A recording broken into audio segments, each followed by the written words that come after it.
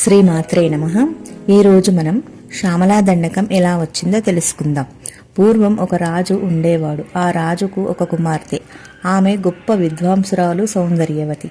రాజు తన కుమార్తెకు వివాహం చెయ్యాలని తన ఆస్థానంలో ఉన్న ఒక పండితుడికి తగిన వరుణ్ణి చూడమని చెప్పగా, ఆ పండితుడికి యువరాణిని వివాహం చేసుకోవాలనే ఉద్దేశం ఉండగా రాజుకు భయపడి చెప్పలేకపోయాడు.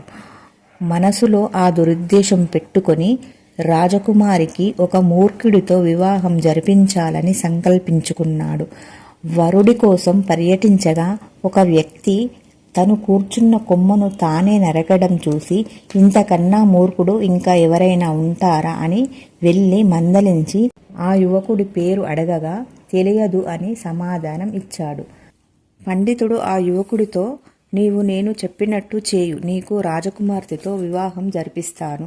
తక్షణమే నిన్ను రాజు ఆస్థానంలో ప్రవేశపెడతాను. అక్కడ నేను అడిగిన ప్రశ్నలకు అవును కాదు అనే సమాధానం ఇవ్వమని చెప్పాడు. అలా ఆ రాజుకి ఈ యువకుడు గొప్ప విద్వాంసుడని పరిచయం చేసి రాజకుమార్తెతో వివాహం జరిపించారు. వివాహ అనంతరం రాజకుమార్తె తన భర్తతో మాట్లాడుతుండగా ఆమెకు తన భర్త ఒక అజ్ఞాని అని, రాజ్యపండితుడు కక్షతో ఇలా చేశాడని గమనించి తన భర్తను పెద్ద జ్ఞానవంతునిగా చూడాలని తన భర్త నాలుక పైన 2 అక్షరాలు రాసి తక్షణమే అమ్మవారి దగ్గరకు వెళ్ళి, అమ్మవారిని నాకు విద్యను ప్రసాదించమని వేడుకో, ఆ అమ్మవారు కనికరించే వరకు అక్కడి నుండి కదలకు అని చెప్పి పంపగా, ఆ యువకుడు అమ్మవారి కోసం తపించగా కొంతకాలం గడిచాక ఆ అమ్మవారు ప్రత్యక్షమై శ్యామలాదేవిగా దర్శనమిచ్చింది.